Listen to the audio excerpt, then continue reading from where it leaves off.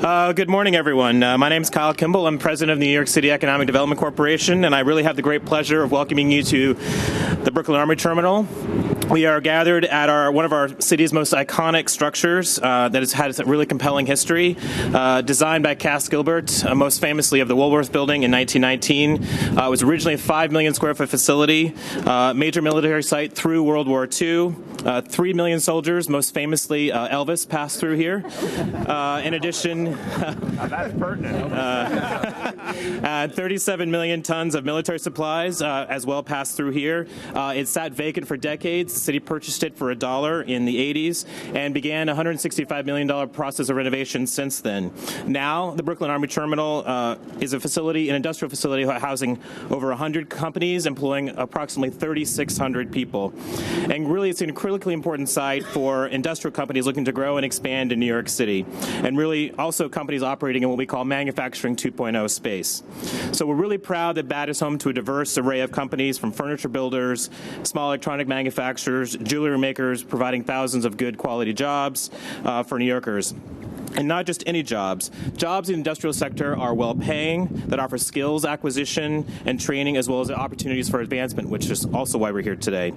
But BAT's revival and reinvention did not happen magically. To date, the city has spent a lot of money bringing back to life. And as of today, we are 99% of leasable space is now currently occupied. And Mayor de Blasio has recognized his success here and has called for $100 million in the executive budget to be invested in the transformation of the last 500,000 square feet at BAT right here, here in this building, Building A, taking it from raw, unusable space to fully leasable space that can support dozens of more industrial companies and create thousands of jobs upon completion in 2017. Including both quality jobs as a tenant and industrial companies, as well as area jobs induced by increased activity and foot traffic in the area, and approximately 600 jobs as well. So there's much more to do to maximize BAT's potential in really connecting it further to the community, laying the infrastructure for this neighborhood, and continue to work with our partners down the way in Industry City and at Liberty View to make these facilities anchors of this community. In short, the future of BAT represents some of the city's best work, leveraging public assets and creating economic opportunity for New Yorkers. So there's really no better place than this to deliver good news about our workforce development efforts and preserving good jobs for New Yorkers than we are right now. And with that, I'd like to introduce you to our mayor, who is fully dedicated to this vital cause, Mayor Bill de Blasio.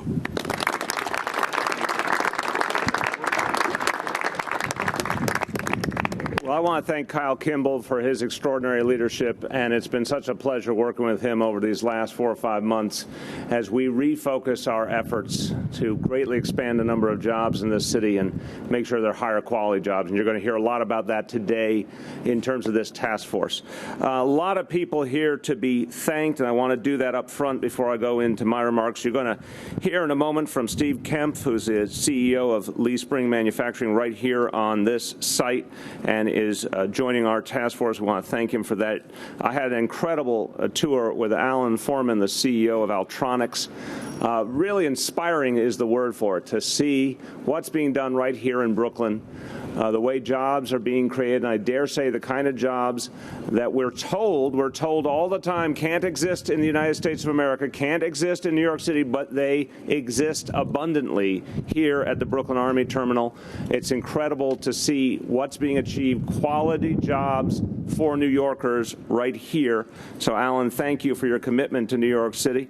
The agency heads who are here, led, of course, by the ever-courageous Alicia Glenn, our Deputy Mayor for Housing and Economic Development. I say courageous because I keep giving her more and more work to do, and she keeps taking it, so I admire her for that. Our great commissioners, and you're going to hear commissioners from what seem to be disparate agencies, but all of whom play a crucial role in terms of workforce development. And part of what you're going to hear today, part of what's so central about this task force is our commitment to bringing all these strands together into a single plan. I'm going to describe it in a moment, but I want to thank the commissioners who are going to play a crucial role. Maria Torres Springer, the Commissioner of Small Business Services, Bill Chong, the Commissioner of the Department of Youth and Community Development, Steve Banks, the Commissioner of the Human Resources Administration, and Katie Gall-Stig, the Executive Director of the Mayor's Office of Workforce Development. All of them are going to play a key role in this effort. Let's give them a round of applause to thank them. As always, we're going to work closely with our elected officials. You're going to hear from the borough president in a little bit. I also want to thank a dear friend, Councilmember Vinnie Gentili. We're in his district. We thank him for hosting us. Thank you very much, Councilmember. I think we may be joined by Councilmember neighboring district Carlos Menchaca and Councilmember Dan Garodnik, who's also chair of the Economic Development Committee. Now, before I go into the meaning of this task force and how it's going to help us transform our strategy for job creation, I want you to understand the full import of what we're doing today. But first, let me thank the individuals involved. And you're going to hear in this list a wonderful cross-section of people who are leading right now efforts to create more and better jobs for New Yorkers, to create the kind of training that actually connects to today's economy. And the fact that they're all giving of themselves to play a crucial role in this task force is deeply appreciated. I'm going to name them all, and we'll clap for them at the very end. I want to thank Cesar Claro of the Staten Island Development Corporation, Alicia Eve of Verizon, Juke Su of the Coalition for Queens, David Jones of the Community Service Society, I already mentioned Steve Kemp of Lee Spring, Stanley Litow of IBM, Felix Matos Rodriguez of Ostos Community College, Andrea Phillips of the Urban Investment Group at Goldman Sachs, Jessamine Rodriguez of the Hot Bread Kitchen, Jake Schwartz of General Assembly, Sandra Yodelman of Community Voices Heard, Vinny Alvarez, the president of the New York City Central Labor Council, Jennifer Jones Austin, who needs no introduction to you, having done great work leading our transition effort, now CEO of the Federation of Protestant Welfare Agencies. Carlo, I have a special love for this name, Frappoli, the head of global talent at J.P. Morgan Chase. My dear friend Leo Hindry Jr., the managing partner for Intermedia Partners. Patricia Jenny, vice president for grants at New York Community Trust. Tim Johnson, the senior VP, the Greater New York Hospital Association. Angie Kamath, the executive director of the New York site of Perscalis, an extraordinary organization I visited last year, helping to teach tech skills to people who need those skills today. And John Mogalescu, senior university dean for academic affairs at CUNY. I have now announced them all. Let's give them all a round of applause to thank them. And again, you'll notice the range, because we believe that folks who represent the education sector have to be at the table along with all the other sectors to make sure that we're actually reorienting all of our efforts in one single consistent direction. Now, we're here at Brooklyn Army Terminal because this is already an example, a living, breathing example here in the city of what to do right and what we want to do a lot more of. Told you, if you want to get inspired, take a tour with Alan Foreman. He's a true believer in what can be done here in this city in terms of manufacturing jobs. So he does his incredible story. Altronics makes products that are bought all over the world because they're so good and they're so high quality and they're so specific in terms of the need that they answer. These are the products that power large security systems, the kinds you find in airports and large educational institutions. It's a crucial capacity held here that is not found in very many other places, and that's why an extraordinary market that he feeds. This is a company that's been in Brooklyn for over 30 years and succeeded more and more here in Brooklyn. Now, they occupy now over 90,000 square feet here at the Brooklyn Army Terminal. They employ 240 New Yorkers. These are quality jobs, the kind of jobs that people can actually earn a living one, feed a family with, and it's a great story of what's possible here in New York City and what is happening every day at BAT and what more can happen at BAT. And really, when you look at this place, it's extraordinary history. You realize that we have the example we need that we can build upon right now. Companies at BAT have provided now, at this moment, over 3,600 jobs, quality industrial jobs. Leasable space is 99% occupied, as you heard from Kyle. But there's been, for a number of years, an additional 500,000 square feet that could be developed, but has sat unoccupied. And that's what we're addressing in our capital budget, a commitment of $100 million to upgrade the facility, which is projected to generate in just a few years' time 1,800 permanent jobs and another 600 construction jobs in the process. It'll provide the kind of space that forward-looking manufacturing companies need right now in this city. So we're racing ahead to create the space to meet the demands of quality companies right now. And again, these are the kinds of companies that create high-paying jobs that fit today's economy. They are responding to market dynamics right now, and we have to be right there with them. This is absolutely connected to the vision that I have for this city as a more inclusive city, a city of economic opportunity across the board, all 5 boroughs, every kind of New Yorker. Not what we've experienced enough of in the past, but what we have to focus on now. If we're going to grapple with all the inequalities we face, there's a lot of things we can do. You've heard us talk about our huge plan to create affordable housing, enough for 500,000 people. You've heard about our focus on increasing benefits like paid sick leave. One of the most fundamental things we can do is create more quality jobs. Not more minimum wage jobs, more quality jobs, kinds that families can live on. And that is essential to our vision, and that's exactly where the Jobs for New Yorkers task force comes in. This task force is literally going to reinvent our approach to job creation, job training, job placement. We are going to tear down what was there before and rebuild, with the work of this task force, rebuild our effort. Because, in fact, what has existed before is a series of disparate training and placement efforts that too much of the time put people into temporary jobs, short-term jobs, minimum wage jobs. This is not what the people of this city are expecting from us. It's not what the taxpayers are expecting when they invest, literally, New York City today, spending almost $500 million on all our training and placement programs combined, but we're not getting our money's worth. And this task force of extraordinary leaders from the private sector, the nonprofit sector, academia, and public sector alike, this task force is charged with the task of reinvention, literally using all of their skill and experience to say, here's the way to create training and placement programs that align to the 21st century, that align to where the jobs are today in New York City and where they will be 10 and 20 years from now.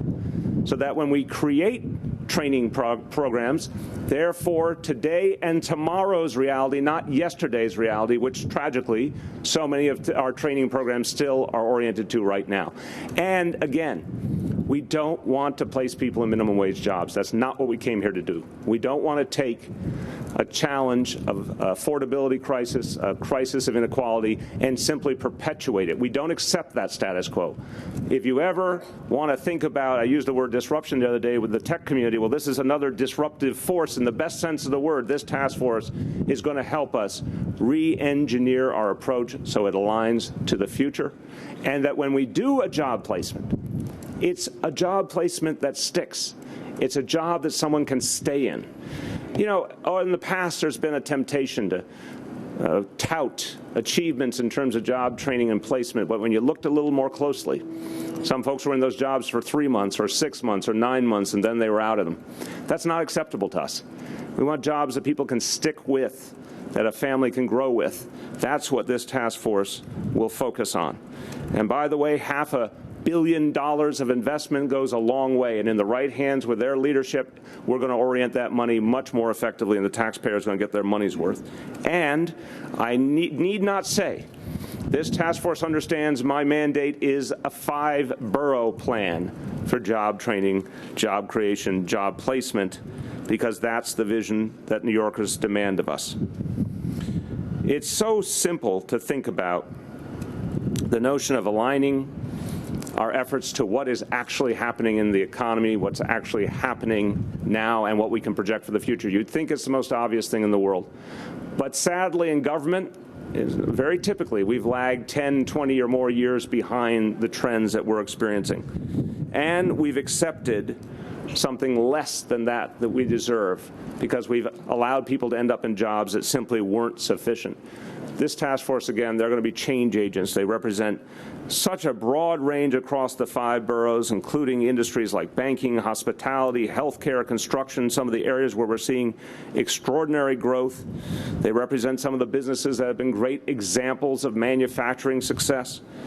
And again, we're going to look to the education sector, the nonprofit sector, all of the pieces to make sure we're doing this right. We have the labor community represented because their voices matter crucially in how to create viable training for quality jobs. They are experts on that topic. And I think with the resourcefulness and creativity of the group we've assembled, that in just a few months' time you're going to see an extraordinary product that reorients our job placement and training programs for good and allows us to get on the move, creating quality jobs for New Yorkers. A brief word en español. A todos nos irá mejor cuando hayan más oportunidades para cada uno de nuestros residentes. With that, I'd like you to hear from an expert, because he's achieving great things right here at BAT right now. Steve Kemp, the CEO of Lee Spring Manufacturing. By the way, I got to give you a special shout out, Steve. They do a lot of different products for a lot of different uses. One of them is springs used in tsunami detectors. Okay, talk about specialized. Steve Kemp. Don't hear that one every day. Yeah, it's a wide variety of things, actually. So, well, as the head of a longtime Brooklyn manufacturer, Lease Spring, I am very pleased to be part of this Jobs for New Yorkers initiative that seeks to ensure New York City residents have the skills and the opportunities to land high-quality jobs, and that the city's businesses have the top-notch talent we need to compete on a global scale.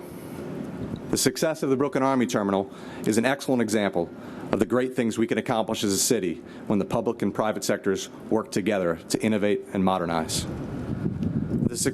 At Lease Spring, we have benefited immensely from the redevelopment of the Brooklyn Army Terminal. 6 years ago, when we had to move out of our previous facility, the states of New Jersey and Connecticut offered great incentives. We also had a financially attractive opportunity to fold the work we did here into one of the 6 facilities we have outside of New York.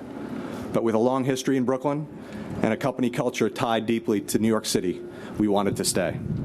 If not for the Brooklyn Army Terminal, we might have had no choice but to go elsewhere. Had we moved out of state, a lot of our workers would have been able to make the commute.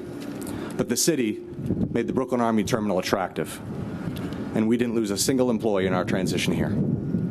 Jobs that were otherwise in jeopardy were saved by the Brooklyn Army Terminal. Today, we're more than 80 employees strong in the city, growing and hiring. The quality of this building, the whole facility, its first-class management, 24/7 secured access, and amenities from childcare to parking to Pete's Restaurant. Really, as a modest manufacturer, nothing compares to it in the city. The Brooklyn Army Terminal has been great to Lease Spring and its employees. Lease Spring was founded here in Brooklyn nearly 100 years ago. Our hardworking, skilled employees manufacture precision springs and wire forms that are critical components of many of the devices we depend upon, from the tsunami detectors that the mayor spoke of, to medical dispensers that dispense exact dosage, to satellites that navigate in the skies above us. Lease Spring is constantly seeking to fill our open positions with qualified New Yorkers, but too often we find it frustratingly difficult. And I attribute this in a large part to the skills gap that this group behind me has been assembled to examine. We often post an open position and we'll get 100 resumes, but few, if any, have the fundamental skills required of the job. We need to intervene in an early stage to provide the workforce with the right foundation, education and training that demands a lot from the workers, but in turn delivers on its promise, allowing them to enter the workforce confident that they have the skills and the expertise to add value. For Lease Spring, that may mean quantitative proficiency for accounting, logical reasonings for quality, mechanical aptitude for machinery operation, or verbal skills for customer service. Building this foundation for New Yorkers seeking employment will be a challenge, but it's a critical challenge that we must face. And just as we can work together to create the physical spaces and provide the resources for businesses like ours to thrive, we must work together to develop clear pathways to success for our fellow New Yorkers to gain the skills that will allow them to thrive. It is in this spirit of collaboration and innovation that the task force is coming together. Employers, nonprofits, academics, policymakers, to explore how this city can focus its investment in workforce programs to make the biggest impact. to ensure that economic development and workforce development work together to bolster opportunities for New Yorkers, just as it has here at the Brooklyn Army Terminal. To close the skills gap that leaves residents without high-quality jobs and the employers without the talent they need to compete at a global level. And in the process, work towards developing an unrivaled pool of homegrown talent so that when local businesses like Lease Spring and the others standing up here before you look to hire, they look and hire here. Thank you. Thank you very much.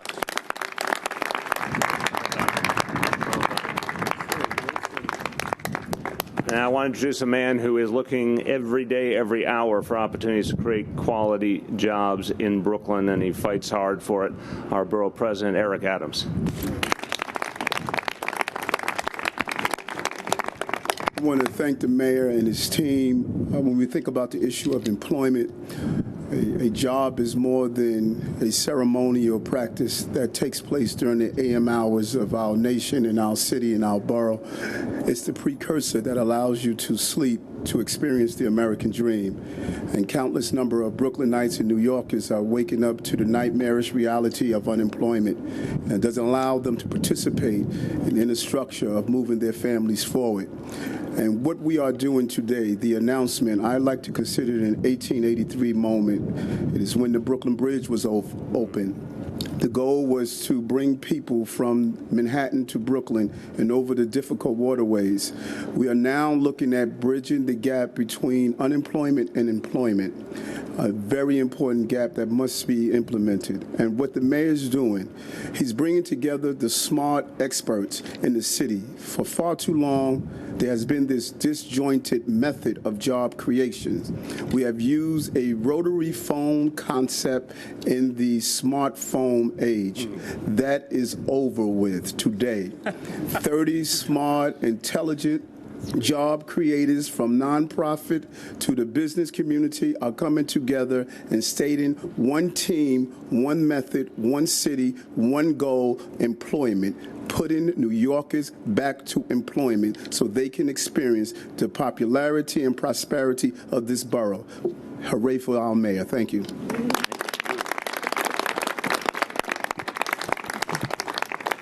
Ladies and gentlemen, I believe we have a soundbite. A rotary phone method in a smartphone age. Doesn't get better than that.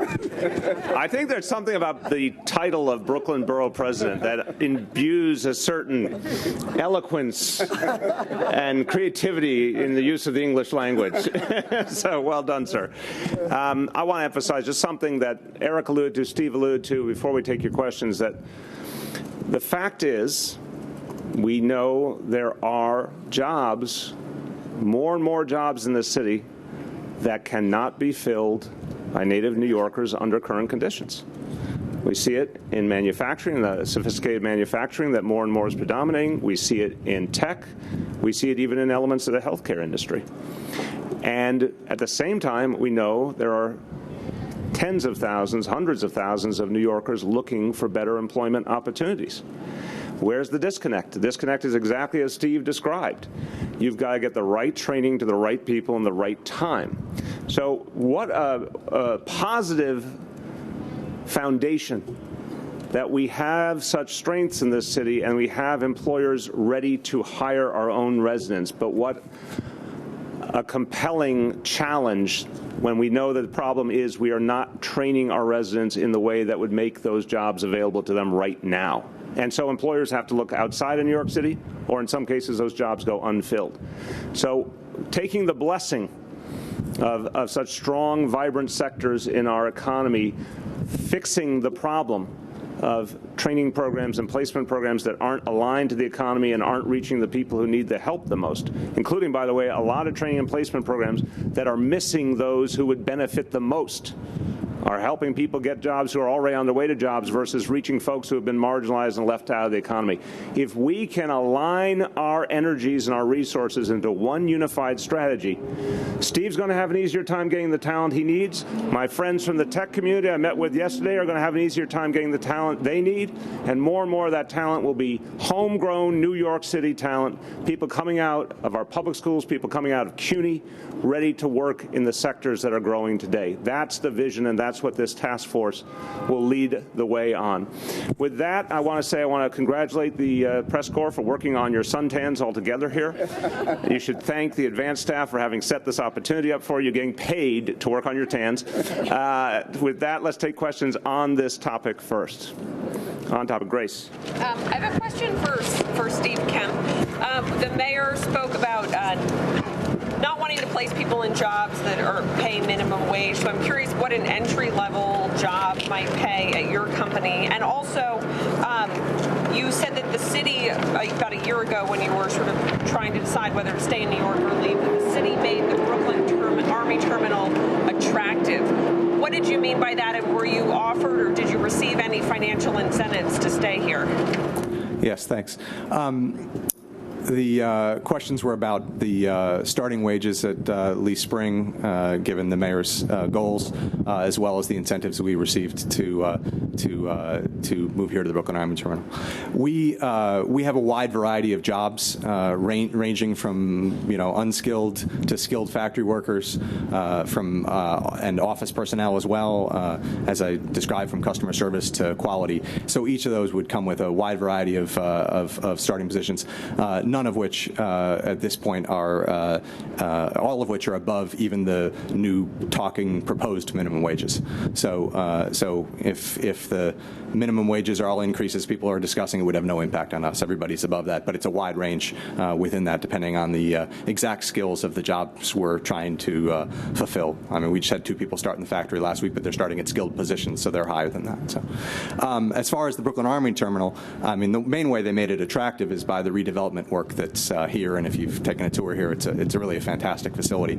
And we looked around at other places in Brooklyn, and really, it's the amount of investment that's gone into this facility is what it's made us the most attractive, and has what made us extremely happy here over 6 years.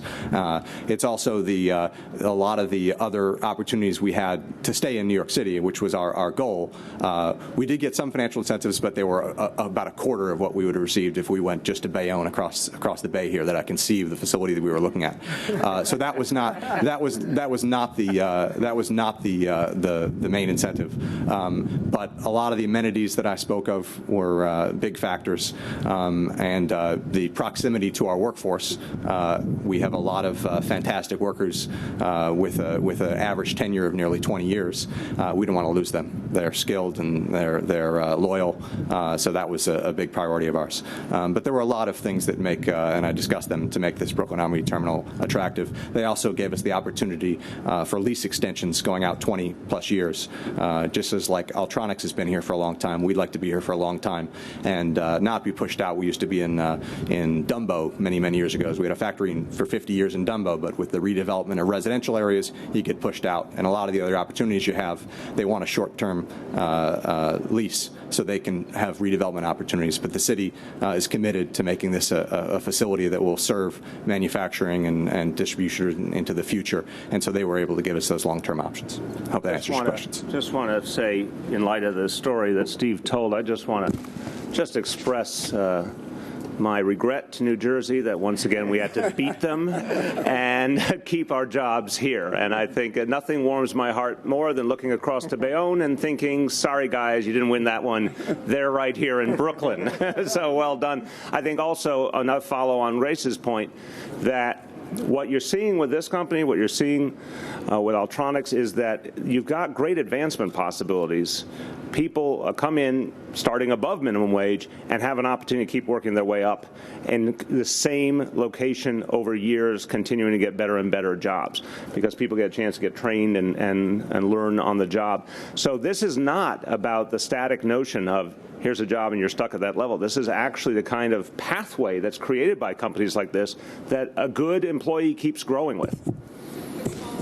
You've raised concerns, though, about financial incentives, offering companies financial incentives to stay. I mean, does hearing this story, I mean, it didn't match what they were offering in New Jersey, but it still was part of the equation. Well, we see that, but this makes the point. It didn't match what they were offering in New Jersey, and we won the day anyway because we did something more fundamental. We created an environment that worked for this company.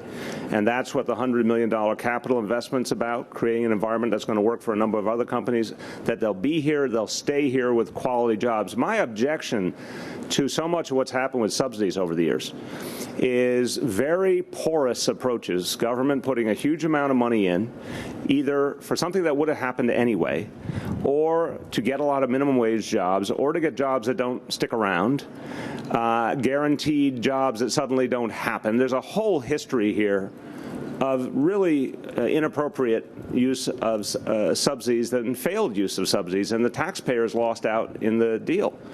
Here you're talking about investment in infrastructure. Here you're talking about building something that was lasting, that will bring in companies and keep them here for the long term. So this is the kind of investment that makes sense. Please. If I can follow up on that, the incentives we did receive were directly related to the investment we put in the facility over in Brooklyn Army Terminal B, and it was a fraction of what the cost we actually invested. I look for wisdom. I turn to Alicia Glenn, who makes the point that another point in answer to Grace's question is this is permanent. You know, the history, again, of some subsidies, a facility got subsidized for a temporary period of time, then turned into something else. You lost the value of the subsidy. This is a permanent facility. We are further developing a facility that will provide quality jobs for the long term, and this is what it's going to be for the long term. Hi.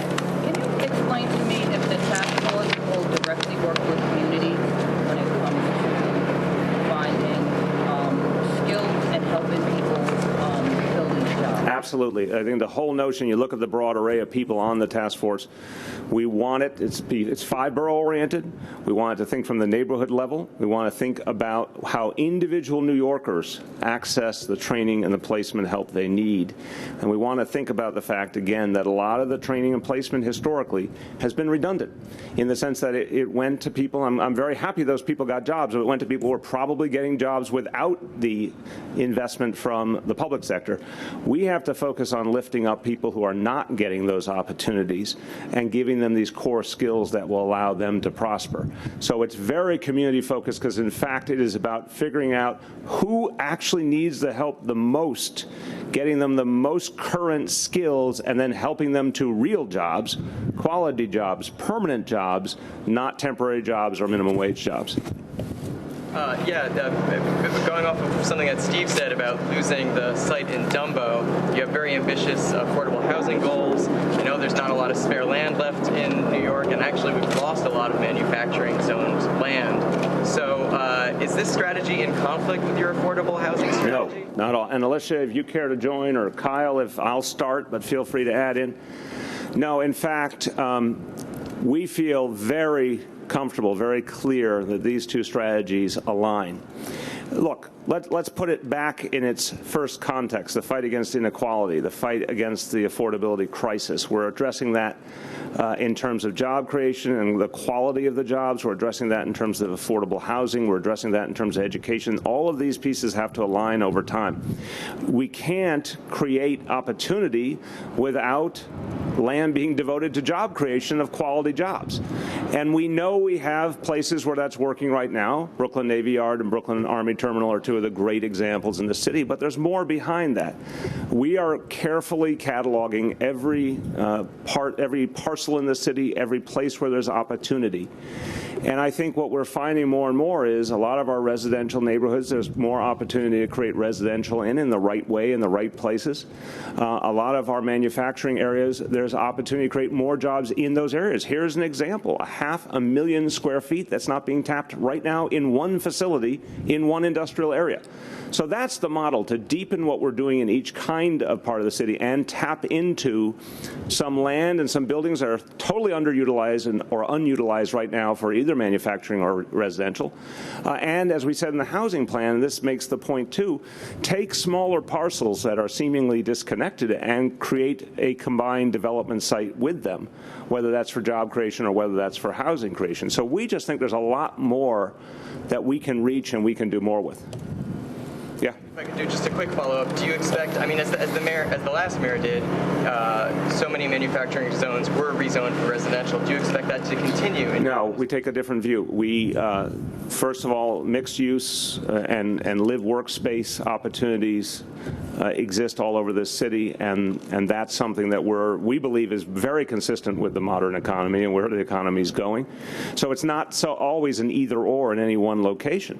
But beyond that, with all due respect to the previous mayor, look, I think he did put a special focus on high-end residential development. We put a special focus on housing development writ large, but more of a focus on affordability. He was less focused, I think, on where we could go with manufacturing and some of the other elements of the economy that we think offer more possibility. We're really going to focus a lot in combination with the areas that the previous administration did focus on, like tech, like film and TV. I commend those efforts. I think they were essential, and we're going to continue and deepen them. But we think there's a lot more to do with sophisticated manufacturing, and we want to protect some of the areas that are particularly well suited to it. All right, on topic, on topic. Remember, the more you ask questions, the more we stand in the sunshine and sit in the sunshine. So I start asking extraneous on-topic questions. Could we talk more about tsunami detectors, please? Sally, was that you? You got something or not? I have it on and it off. All right, let's just do your on. Do your on. Yeah, I know you talked about the city getting the right to raise its minimum wage. What do you think is sort of the base that a single person or family in New York could live off of for an entry-level job that would be, you know, in line with your thinking, but still, you know, affordable for companies? You know, look, I think you have to begin the discussion with where we've been so far on the national discussion of minimum wage and where we've been locally on the discussion of living wage. You can't even start the discussion until you talk about what the president's proposed, a 10-10 minimum wage right away, and indexed on top of that, which is what we would be doing right now in New York City if we had the power to set our own minimum wage. The living wage construct, which is the same minimum with benefits. Again, this is where we're subsidizing. The living wage concept says that same minimum, $10, $10.10 an hour, with benefits, $11.50 without benefits. Those are the baseline. Certainly, we want to see people do a lot better than that everywhere we can, and we want to find ways to get people onto pathways where they quickly can climb the ladder. But if you're not talking about at least that $10 an hour level, we're not having a serious discussion in terms of the cost of this city today. On topic, yes. There's some pretty pivotal Senate primaries today. On topic, on topic. Nice try. All right. On topic, on topic. I always have to do my auction on topic going, yes, going once, go. Ma'am, one more time. I just want to make sure I've worked in a community and I've lived, and I've seen when these plans are put out and then the community really is not incorporated.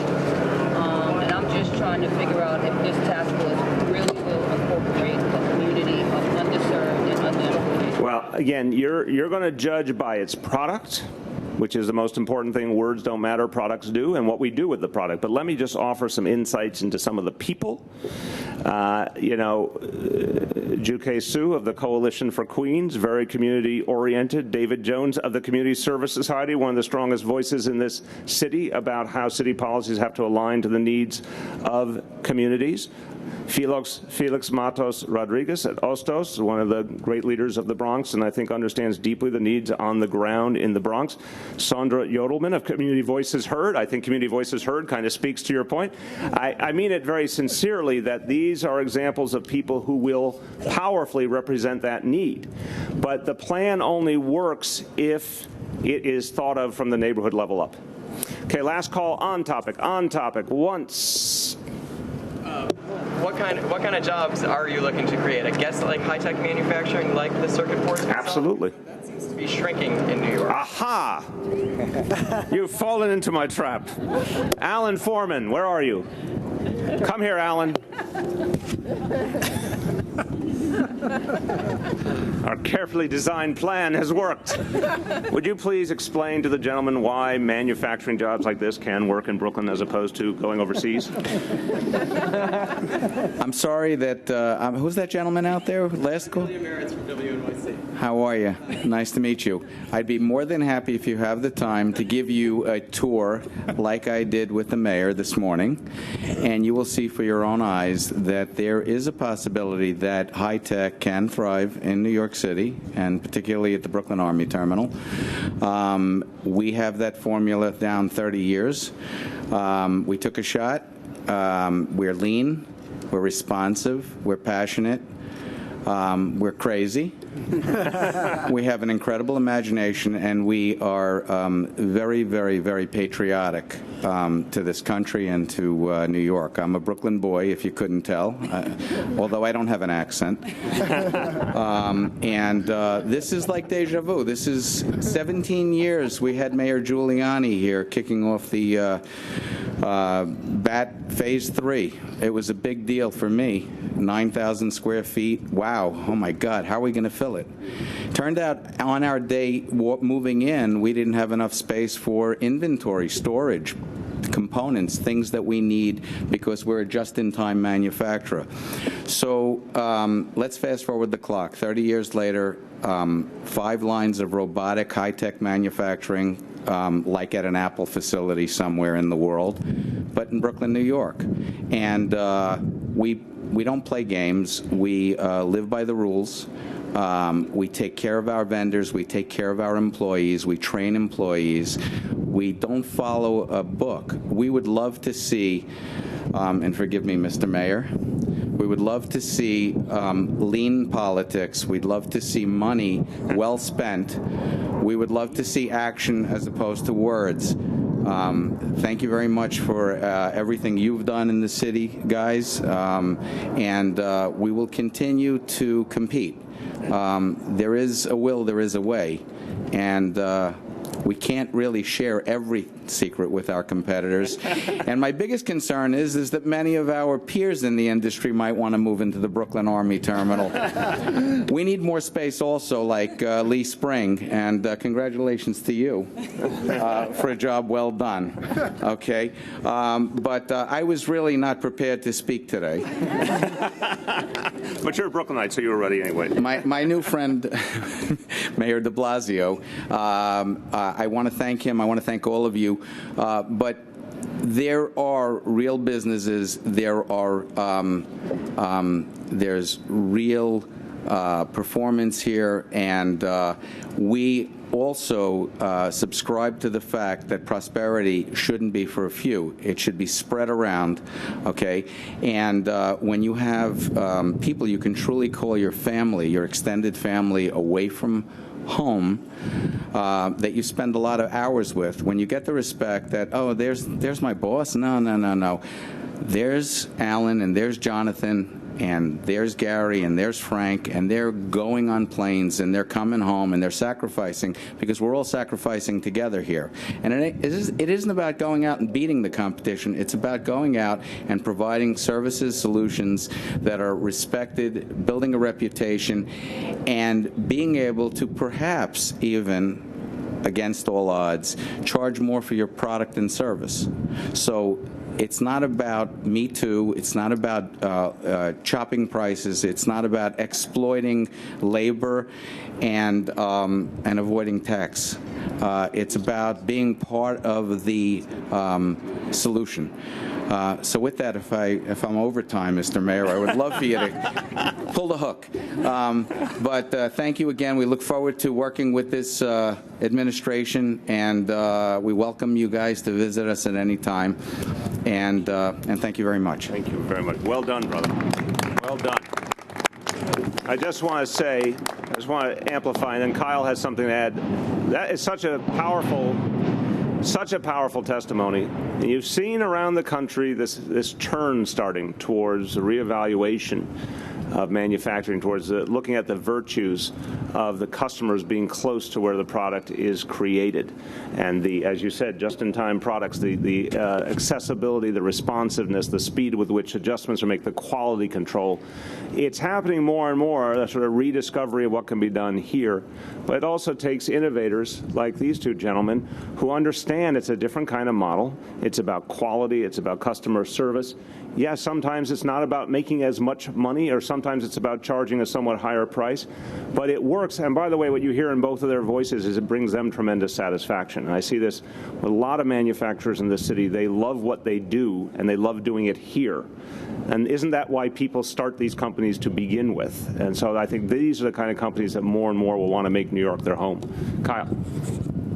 Sure. The only thing I would add is it's important to remember that high-tech manufacturing doesn't just mean circuit boards and computer components, but that to the extent that things are being manufactured, all manufacturing companies are being disrupted by technologies. And so if we're going to stay a global capital of commerce, we're going to have to help our industries in the city, whether or not they are making ties, or whether or not they're making electronic components, or whether or not they're making food, to stay on top of tech trends, to make sure that they are the most efficient and can compete globally.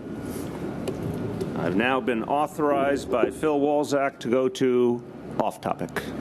Off-topic, off-topic, off-topic. Yes.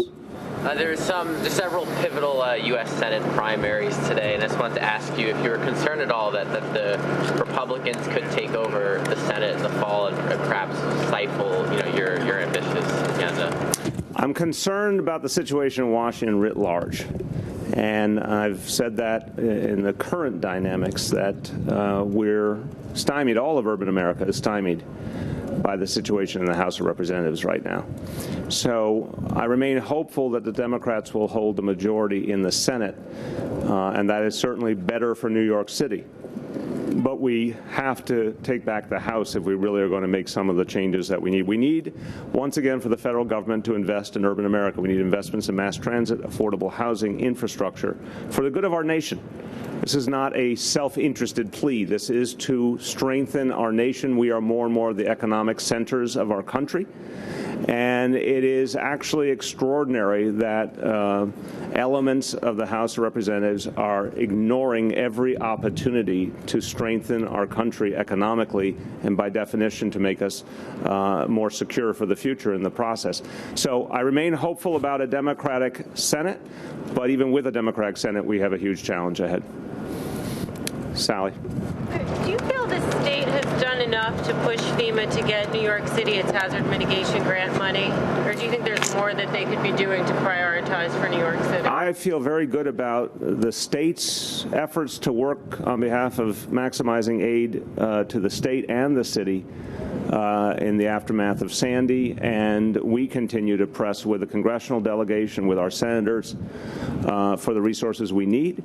And there have been a number of constructive discussions, and I'm hopefully we'll have a good result relatively soon, but there's still a lot more work to be done. Beth? 9/11 Memorial Museum has started selling things like scarves and dog vests. I was wondering if you think that those types of gifts are appropriate, or what your opinion is on that. I don't get into the inner workings of the museum and the foundation. I respect them greatly. I think they've done an amazing job in terms of what they created, an incredibly complex challenge they faced. The museum itself is extraordinary. My only statement would be, in making any of their decisions, I think they have to be mindful of the sensitivities and particularly the concerns of the family members. And I trust that they have good judgment, but that would be my only advice to them, is always take those concerns into account. I have an on-topic question. Oh, my God. Unacceptable. Son is that. That's right. And it is, what's the first tangible, the first tangible thing that we can expect out of this task force? Is it a pledge to create jobs? Is it a report? Is it a number of jobs? What is it? We've lost our deputy mayor. Hold on. I'll stall while the deputy mayor comes forward. A report. Yes. And there's a building. Yeah. Tangible. Yes. Well, it's not just a report. You're saying that the notion of what will the report lead to. So I think I'll start, and then Kyle, Katie, Alicia, whoever wants to join in. The goal here is, again, just picture what we're talking about. $500 million not being used effectively. The first thing you will get is a roadmap for how to use your existing $500 million, which is a lot of money where I come from, to use that effectively and target it to the current and future economy and actually create a sharper pipeline so people who need the jobs get to the jobs with much higher quality standards in terms of the wage levels and higher quality standards in terms of the length of employment, higher quality standards in terms of getting the services to those who truly need them most. That's the game plan. The report will lay out that pathway in detail. The product will be the first times you start to see those programs changed and people trained and getting into new jobs from them. Now, how many more months will that take? We have to get you a clear answer on that. But the real product from the task force will be taking a lot of money and a lot of effort and reorient it so it's actually strategic and effective. Anyone want to add? Okay, we're good. Last question, guys. Last question. Last question. Tsunami warnings. No, okay. Thank you, everyone.